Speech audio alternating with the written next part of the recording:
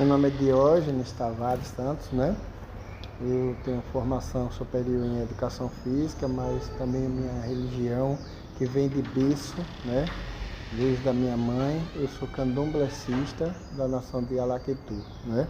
Sou do orixá Oxalá, né? Mais especificamente Oxaguiá. Hoje eu tenho um axé, né? Aqui em São Cristóvão, ali no loteamento Recreio dos Passarinhos, que se chama Ilhaxé Balador de Juiná. Eu sou Luiz Alexandre de Assis, sou sacristão. Há um bom tempo nasci católico e me criei nessa religião e pretendo continuar nela até a morte.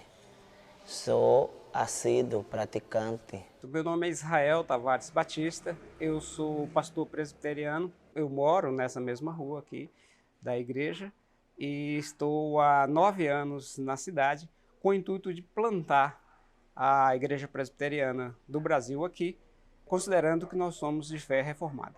Meu nome é Maciel, minha digina de santo é o Miladê, entendeu? O centro aqui está registrado no nome só, Ilhaxé Caboclo Pedra Preta, né? Mas é definido mais como centro de Umbanda e Candomblé, Caboclo Pedra Preta. Me chamo Frei Pedro, sou pároco da Paróquia Nossa Senhora da Vitória. Vai fazer 3 anos que eu estou nessa missão aqui em São Cristóvão.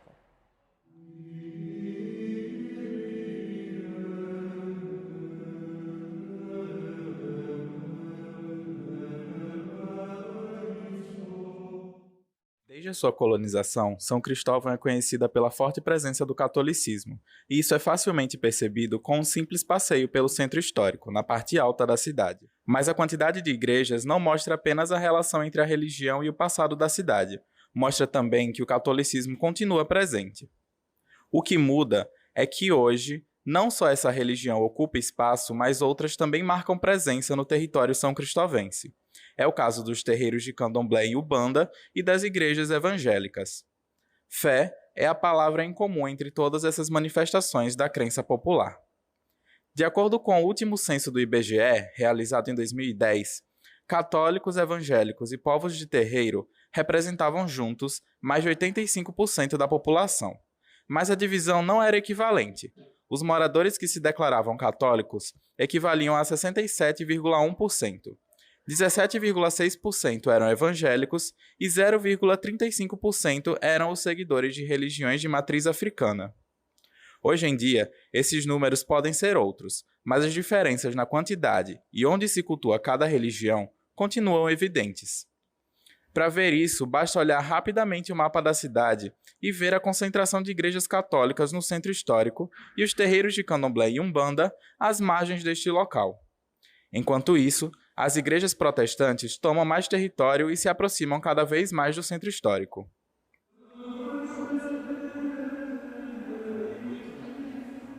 Andar pelo centro histórico de São Cristóvão é quase como fazer um passeio pelo catolicismo.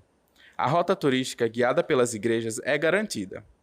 E é por esse caminho que chegamos à Praça São Francisco, que abriga o complexo da igreja e convento de mesmo nome. O local é parada obrigatória para os fiéis, principalmente porque é nele que está localizado o Museu de Arte Sacra de São Cristóvão. No museu, encontramos a antiga capela do convento de São Francisco. Construída no estilo barroco, ela é aberta apenas para celebrações especiais e possui o teto decorado pelo famoso pintor baiano José Teófilo de Jesus, no século XIX. E aí, como figura central, nós vamos ter São Francisco, por conta que aqui é um prédio franciscano, e ao redor a gente pode ver anjos, e aí a gente chama carecidamente de a chegada de São Francisco aos céus. Outro ponto importante para o catolicismo em São Cristóvão é o Complexo do Carmo. O lugar abriga as igrejas do Carmo maior e menor, além do Memorial de Santa Dulce dos Pobres e o Museu dos Ex-Votos. É na igreja menor que nos deparamos com a imagem de Senhor dos Passos, encontrada há 300 anos no rio Paramopama e trazida para o altar principal da igreja. Desde esse achado, o Senhor dos Passos se tornou um dos santos mais importantes da cidade. A presença da imagem logo gerou a devoção dos fiéis, que até hoje o homenageiam, seja na famosa procissão que leva o seu nome, seja através das promessas. Eu, em 2012, eu tive uma doença rara no meu pé esquerdo. E o médico me deu 48 horas para amputar a perna. E através de uma corrente de oração, quando eu voltei com as 48 horas, o médico perguntou o que eu tinha feito no meu pé. Eu disse ele que tinha feito nada. Apenas tinha ficado com curativo. Ele tinha feito um curativo em mim, no meu pé, e mandou ir para casa e disse que com 48 horas eu voltasse, que ele ia dar resultado, se ia amputar ou não. Porque era uma doença rara e essa doença ia assim, consumindo dedinho por dedo do pé. Até uma doença chamada olho de peixe, é uma doença muito rara. De 100 pessoas que tiver, 1 ou 2 se salvam, o restante todo mundo corta a perna, o pé, os dedos. E quando eu voltei, o médico disse que nem a doença eu nunca tinha tido. E eu vi uma corrente de oração de umas senhorinhas que rezam. E elas, assim, durante aquelas 48 horas, ficaram em oração por mim.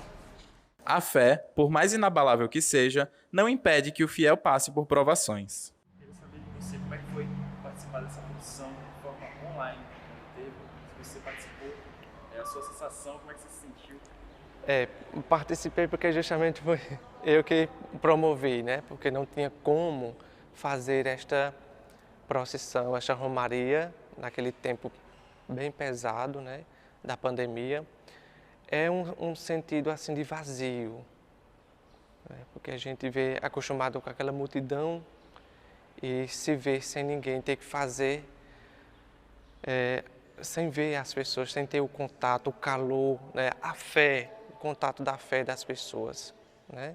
Isso eu olhava assim e dizia, meu Deus, quando é que isso vai passar?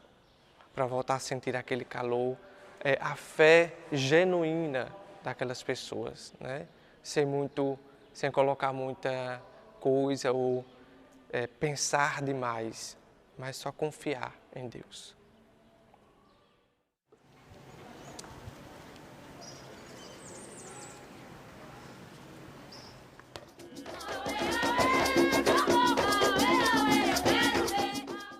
Segundo o IBGE, apenas 0,3% da população brasileira se declara de religião matriz africana. Alguns também se referem a ela simplesmente como axé. Apesar do jeito que é escrito, lê-se axé e é o equivalente do amém das religiões cristãs. A origem é iorubá e a tradução significa força, energia ou poder. Pode também representar a força de realização e manifestação do poder divino. A casa de Maciel, pai de santo, se chama Ilê Axé Caboclo Pedra Preta, onde Ilê Axé pode significar casa de energia ou casa de bênção. Em qualquer religião, é possível encontrar relatos de experiências únicas e transformadoras, desde a cura de uma doença a um momento de epifania, experiências que mudam a vida do fiel. Desde criança, eu nasci aqui em 1966. Saí, mas a minha vida lá fora foi temporária, foi o quê? 10, 15 anos. Depois retornei para cá, né? E toda a vida, comecei minha vida espiritual com 15 anos, a trabalhar com o público. E ela foi iniciada aos 10 anos de idade, que aí já não foi assim diretamente eu, mas minha família, que descobriram através de problemas, doenças, isso, aquilo, outro, me levou para o hospital, e o médico não achava a cura, não achava o diagnóstico. Aí quando me levaram para uma casa de um senhor, por nome de Zé Grande, que já faleceu há muitos anos, ele viu que era espiritual o problema, fez lá um serviço que eu não posso explicar para vocês, que eu era pequeno, e hoje eu estou aqui. Mesmo dentro de uma religião, as experiências ainda são únicas e cada um as vivencia de uma forma singular. Diógenes é o zelador do Ilê Axé ou balador de Juinã e faz parte do candomblé desde muito antes de ter consciência disso. Minha mãe foi iniciada no axé Filhos de Obá, em Laranjeiras, e quando ela foi iniciada, em 1967, né, ela estava grávida de mim.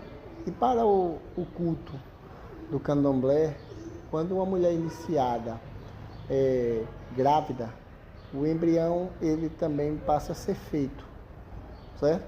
ele passa a fazer parte também da religião, né? Ele já é considerado um ser que foi já iniciado ao candomblé junto com a mãe, porque estava no útero. E depois disso eu cresci fazendo parte do axé, né? De lá, indo por lá, e até quando o babalorixá dela faleceu em 1978, eu tinha em torno de 10 anos, né? E de lá para cá ela não teve outro babalorixá, mas como ela, antes de ser iniciada por Alexandre, ela passou pela casa de José de Abacossô, né? Então, o que acontece? Ela, quando eu precisei, ela me levou para o Axé Bamirê, dizendo que o pai dela não já estava mais entre nós e que ela ia levar para uma pessoa que ela tinha muita confiança. E quando eu precisei, já com os 24 anos, né, eu comecei a ter cobrança de orixá e minha mãe disse bem assim, bem, meu pai não está mais entre nós, então eu vou levar para um outro que eu tinha muita confiança, que tinha muito conhecimento, me levou para São José da Bacossô, onde eu fui iniciado lá, recebi todas as minhas obrigações e ele disse que eu tinha caminho para ser babalorixá, porque assim disse nos búzios, né? Então eu aceitei que não queria, né? Eu só queria resolver meu problema espiritual e findei aceitando. A mais marcante, eu acho que foi quando começou os problemas comigo. Que eu achava que eu ia morrer, fazer que nem tiririca. Eu achava que eu ia morrer. E meu corpo fedia, saiu aquelas... Hoje dá o nome de varíolas, né? Aquelas pereba grande, aí ficou preta, aí minava a secreção. Então naquela época eu achava que eu ia embora, entendeu? Porque ia para médico, ia para isso, ia para aquilo, ninguém, né? E eu fui dormir na palha da bananeira. Palha da bananeira que a família tira a palha da bananeira, tira aquela folha, forra a cama para o lençol não grudar. Aí eu dormia ali, entendeu? E depois desse serviço que foi descoberto, graças a Deus eu fiquei bom e a única doença que me incomoda hoje é essa hérnia de disco e mais nada, né? Mas também não abandono eles, entendeu? Então para mim foi uma parte que marcou e está marcada até hoje. No axé, as entidades podem ser os erês, orixás e caboclos. Os orixás compõem o panteão do candomblé e da umbanda. Em uma relação de sincretismo, muitos deles foram associados a santos do catolicismo. Essa associação, para fugir da perseguição religiosa, faz com que alguns orixás sejam mais conhecidos que outros. Você já deve ter ouvido falar de Iemanjá, Xangô, Ogum, Exu, dentre outros. A incorporação dessas entidades faz parte dos ritos e costumes da religião, mas cada uma demanda um esforço diferente. Como o orixá em si ele é um pouco rebelde é assim, desgastante. Você não consegue passar 30 minutos, é muito, incorporado no orixá por nome de santo, entendeu? Incorporado no orixá por nome de caboclo, o Exu, o erê, o marujo, você passa o dia todo, entendeu? Mas no orixá por nome de santo como Ogum, Ossan, Oxóssi, o máximo meia hora, 40 minutos, porque ele é desgastante, ele sunga tudo e você não aguenta, tá? Agora já nos outros não, porque os outros bebem, os outros fumam, os outros têm essa doutrina de um ser humano, tá entendendo? Então se ele sentir que a matéria está fraca, ele diz, olha, vou-me embora, que a matéria vai cair, e ele vai se embora, e você vai fazer o que tiver que fazer, tomar um remédio, um negócio, daqui a meia hora ele volta, se ele quiser, se ele não quiser, não volta mais, entendeu? É por desconhecer isso que muitos não praticantes da religião têm medo e até mesmo preconceito.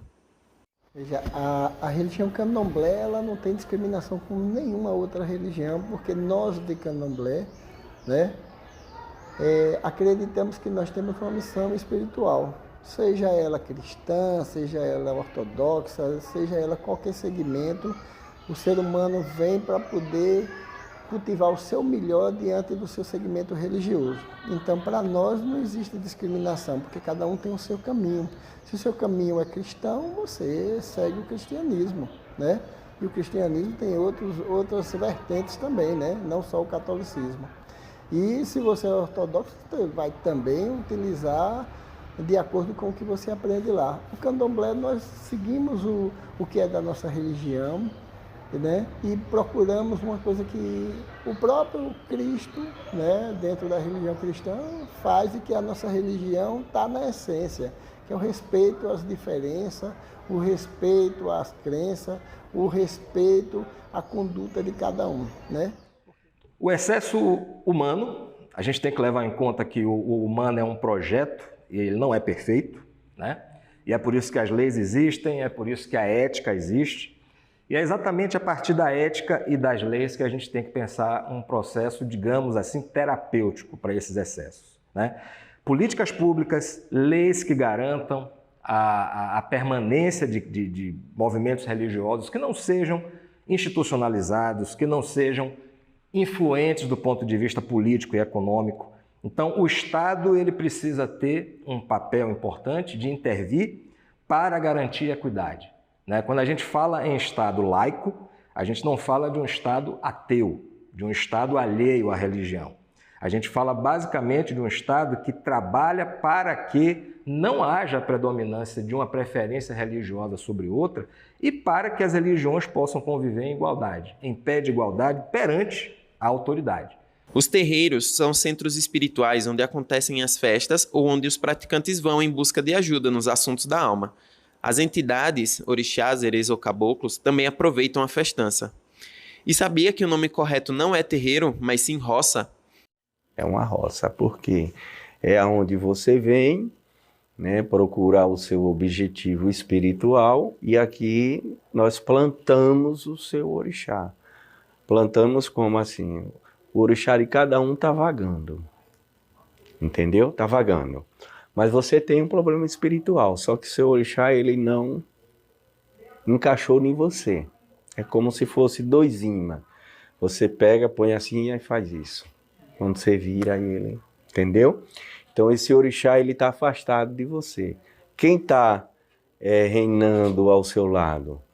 O inimigo, o negativo. Então aí seus caminhos não abrem. Não vai para frente. Você quer fazer essa filmagem, quer fazer pergunta, não sabe. Tá entendendo? Aí quando você procura uma casa, o zelador vai ver isso. Se for preciso e seu parâmetro estiver ali dentro, vai se fazer trabalhos, obrigações. E aí seu orixá, aí você planta ele na roça. O que é plantar na roça? Tem a quartinha, tem o aguidal, tem as coisas, tudo que é feita. E você vai cuidar daquele, como é que dá o nome, meu Deus, agora, daquele bar, tá? Daquele bar, daquele assentamento, você vai cuidar daquilo ali, vai zelar. Então, nós chamamos de roça porque se você planta uma mandioca, uma manaíba, um caroço de um grão, de um milho, um negócio, você tem que fazer o quê? Cuidar para que ele floresça, entendeu?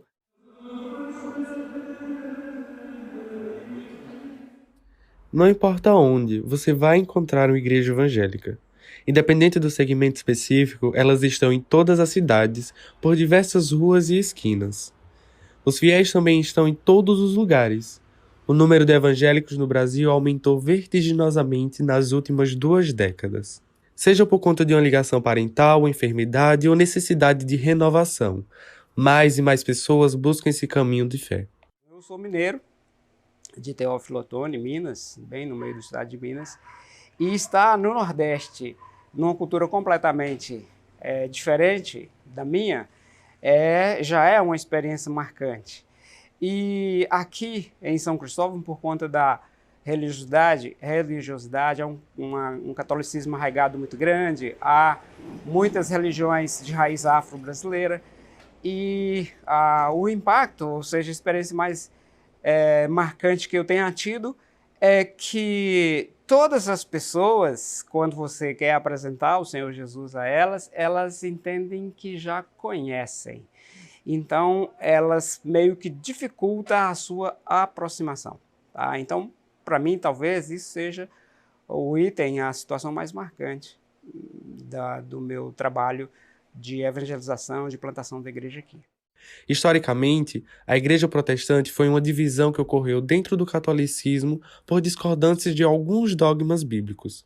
Martinho Lutero colocou na porta de uma igreja as suas 95 teses, que deram início à Reforma Protestante lá em 1517. Depois disso, várias outras ramificações do então chamado protestantismo apareceram mundo afora. Quando você chega na cidade como crente reformado, como igreja presbiteriana, e percebe que há uma dificuldade de entendimento do que seja religião, do que seja fé salvadora, fé reformada, do que seja Bíblia, é muito gratificante para nós. É como se você fosse usar uma folha de papel carbono. Vocês são novos, não sei se vocês entendem isso. Pela primeira vez, ela está completamente intacta e aí você começa a usá-la. Então, você pode fazer o que você quiser, que é a primeira coisa. Então, nós entendemos como igreja presbiteriana que a gente tem uma grande possibilidade, uma grande oportunidade de plantar um raciocínio cristão verdadeiramente bíblico. Né? Então, a igreja presbiteriana vê assim. Independente da religião, todas estão sujeitas à preservação de seus princípios. A gente tem que levar em conta que todo movimento religioso, né, ele tem um conjunto de elementos ali que precisam ser mantidos para a manutenção da sua própria coesão. Né? Então, ao mesmo tempo que é importante que uma religião permita a convivência pacífica com as outras, ela também precisa manter o seu grupo coeso. E muitas vezes essa coesão ela vai se dar a partir de elementos que são comuns, basicamente, para qualquer movimento religioso. A gente está falando aqui de ritualísticas, a gente está falando da sedimentação de costumes, a gente está falando aqui da produção de doutrinas, né?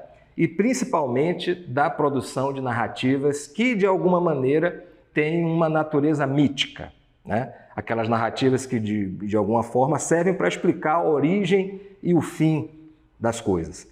E cada religião vai, ao seu modo, costurar essa narrativa digamos assim, de primeira idade, né? Essa narrativa de fundamentos. Essa é a linha tênue do equilíbrio.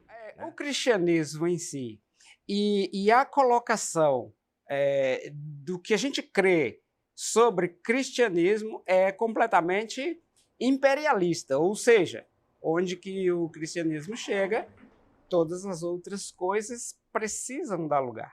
Tá?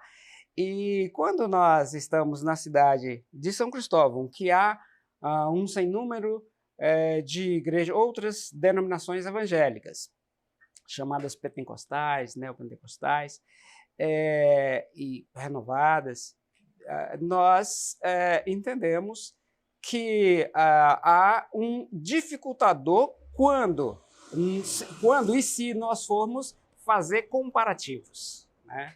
Daí não seria pacífico, seria um tanto guerreado. Tá? Agora, quando nós pensamos nessa grande possibilidade e oportunidade, aí nós usamos de N estratégias para poder estar perto e fazer valer o nosso pensamento sem uma briga. Logo, talvez o teor da sua pergunta seria esse, é pacífico. A minha relação com todo mundo é pacífica. Mas tudo que eu não estou é com nenhuma vontade de ser comum. Eu quero, certamente, que eles sejam ou andem na direção que eu ando. Logo, aí volto ao início. o conhecimento bíblico precisa ser imperialista, ele precisa chegar e as outras coisas se afastarem. Mas aí eu me dou bem, seja com as religiões afro-brasileiras, seja com as outras denominações, tranquilo, não tenho nenhum problema, né? Muito embora sempre que eu estou com eles, há uma segunda e clara intenção. Eu quero que eles sejam como eu sou. Eu penso que isso vai envolver dimensões, camadas, né, da vida social que começam com o próprio indivíduo, que de alguma maneira extrapolam essa dimensão individual e se ampliam para pequenos grupos sociais e até para classes sociais, né? Então a gente está aqui entendendo que o processo de convivência é um processo que vai envolver a psicologia, uma camada social e uma camada da cultura, entendendo que cada indivíduo transita, né, individualmente e coletivamente nessas instâncias. Porque você é dono dos seus caminhos, você é dono da sua cabeça, para toda a sua ação há uma reação, né? Então, por que eu vou discriminar? Claro que a gente vê ainda um preconceito muito grande daqueles que foram criados dentro do cristianismo, né? Mas eu creio que o cristianismo, nem nenhuma outra religião, tem preconceito com o candomblé, certo? Porque o preconceito não é uma coisa da religião, o preconceito é uma coisa humana, né? E eu acredito de que as pessoas precisam rever seus conceitos para que não esteja esse impasse, né? Porque eu não quero que ninguém venha para a minha religião de forma forçada. E se alguém dentro da minha religião disser bem assim, Pai Diógenes, olha, eu vou sair porque eu vou para outra religião, eu disse, vá, meu velho, que o Louro lhe acompanhe, que Oxalá lhe abençoe, que Manjá lhe dê discernimento, né? E que Ogum lhe dê os caminhos para que você encontre o que você busca. Você está entendendo? Então, essa relação, às vezes a gente tem um preconceito muito grande, encontra um preconceito muito grande de outras pessoas, mas eu creio que essas pessoas precisam se focar na sua própria religião, porque eu tenho certeza que nenhuma religião ensina mal a ninguém. Nenhuma religião ensina você a ser preconceituoso com o outro, né? Então é importante que a gente considere esse aspecto, né? Qualquer tipo de excesso, ele tem um aparato legal que deve ser, né, imediatamente acionado, políticas públicas que devem garantir a equidade e, principalmente, um trabalho que é um trabalho muito de natureza individual que se dá pela ética, que se alcança pela educação. Então esses seriam os caminhos, né, para a produção de uma reparação para as ações que são quase sempre excessivas, impensadas e que só prejudicam a malha social. A gente sempre vai partir do pressuposto num processo pedagógico que a gente só tem respeito por aquilo que a gente conhece, e é essa a estratégia mais importante do ensino religioso. É fazer com que a diversidade religiosa seja reconhecida, a particularidade da religiosidade do outro seja reconhecida, porque a partir do momento que ela deixa de ser estranha, que ela deixa de parecer exótica, né, que ela deixa de parecer misteriosa e ameaçadora, ela se transforma num elemento de convivência absolutamente naturalizado. Então a gente sempre vai entender que o processo educacional é esse processo no qual o crescimento, o desenvolvimento de uma consciência de convivência vai surgir quase que de maneira espontânea. Muito obrigado, Sr. Diógenes, por ceder esse tempo para a gente. Foi muito iluminador em várias formas. A gente agradece muito pela sua fala mesmo. Achei. Obrigado. Que meu pai é Oxalá, minha mãe é Manjá, meu pai Xangô, que todos os orixás iluminem a vocês, né? Dê um caminho de sucesso, dê um caminho de unidade, dê um caminho de respeito, né? E acima de tudo, de caráter, né? Porque o ser humano, ele precisa ter caráter. Nós hoje nos deparamos com uma sociedade, né, distorcida nos seus conceitos. Nós precisamos de seres humanos, né, que transmitam isso através da sua própria essência. Porque a gente não ensina ninguém numa escola isso. Isso você traz de berço ou aprende no dia a dia. no convívio, né, na vivência. Então, eu que agradeço a vocês por me permitir transmitir um pouco do que eu sei, certo? Para que o mundo seja melhor. Obrigado. Quando acontece isso, como a gente poderia responder? O cristianismo responderia amém. Amém. Como seria? Axé. Axé? Isso. Que o axé emane de energia a vocês, certo? A vocês, a família de vocês, aos amigos de vocês, certo? E que a gente possa sempre unir. Muito axé para você. Que meu Pai, Oxalá, né, cubra vocês de bênçãos. Tá certo? Axé.